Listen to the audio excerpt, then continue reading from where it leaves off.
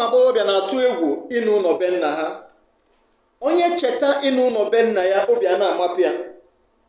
Onye cheta ịnụ ụlọ be nna ya, o were 1 week mebe ekpere dị na ya, ogini na-afịọ.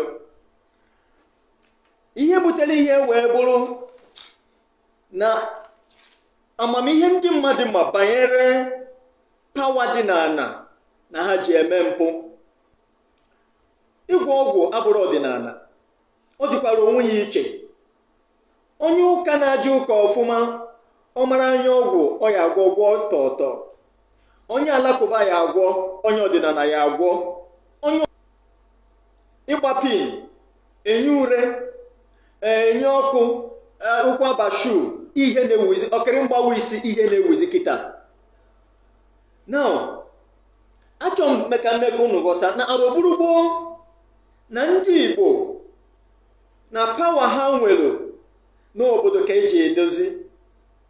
Mgbe gboo ndị Igbo mụ ya na-akpọ ikwu ikiri. Ikwu ikiri bụ na mmadụ ga-esi ebe ọ nọ anabakwanụ plen. Ihe niile o bụ eje njem, ọghọ ọkụ ojebe ebe ọ na-eje.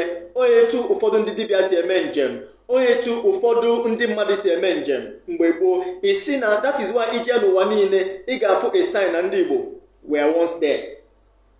Mgbe gboo mmadụ na-eshi agụ, ọkachasị ndị na-achọ ahịhịa n'ọhịa. Dinta baa n'ọhịa, o nwere anụ ọhịa afọ ma na anụ abụọ mmadụ nkịtị, ọma na ọbụla anụ nkịtị ọ ya agbụ ya.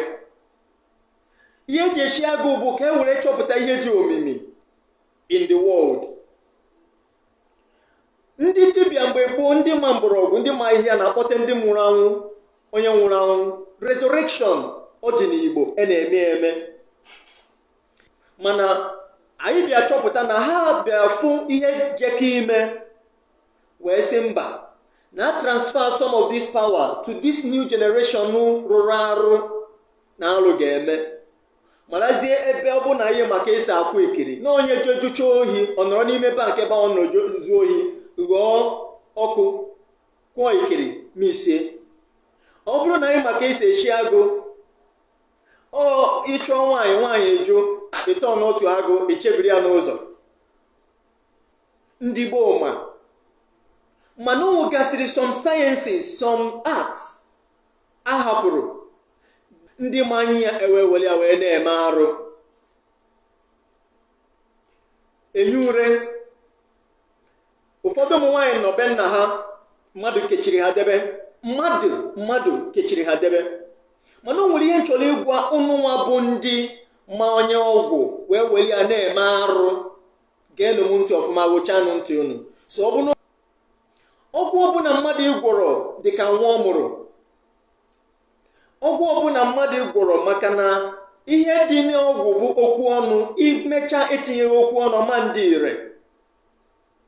Mgbe itinyere okwu ọnụ, ikunye ya uzu, ikunye ya ndụ, ọghọ ndụ, ọ bụrụ a spirit, although a small spirit, mana it is alive, ọ na-eku ume.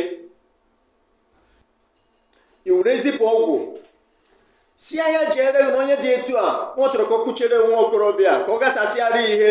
Kedu nke bụ mgbe niile ọ na-eko? Ọgwụ bụ programming. Ọ dị ka olusie na-arụ nwa ahụ. Ọ bụrụ na nwa ahụ na ya na chi ya dịrọ nọ mma, na ọ kwadoro ka nwoke si akwado, na ọ na-ajụcha arụ. Nwoke teta n'ụtụtụ ọ kwesịrị ịdị na-ajụcha arụ, na-agọpụ ọjị. Olusie ọba ya na-ahụ rụọ ọrụ. Ọ bụkwa na onye kwadoro onwe ya ọgwụ ahụ lisie kpam, ọ bụrụ agwọ tụrụ mbe, maka na agwọ tụrụ mbe tụrụ okpokiri ya, ọ bụrụ na nkịtị. Mana weda ma ọgwụ ahụ ma ọ rụrụ ọrụ or not, mgbe ọ ga-emechi ihe niile ọ ga-eme, egbe bịala ije nwụna, ọgwụ ahụ ya chọbakwa ebe o siri wee bịa, maka datin krietiri ọnwụ gị nwa bụ nna ya. So fast na iji okwu ọnụ were ogo nye dibịa, maọbụ were aka ụgwọ gwọcha okwu kpọọ mmadụ afa, ọnwụ gị nwa bụ onye bụ the creator. Etu anyị si wee bụrụ mmadụ, anyị nwụọ, anyị anakwuru onye kere anyị. Etu ahụ ọgwụ ọbụla i kere dị ka nwa anyị mụrụ n'afọ gị. Ya bụ ọ bụrụ sọsọ nwa anyị mụrụ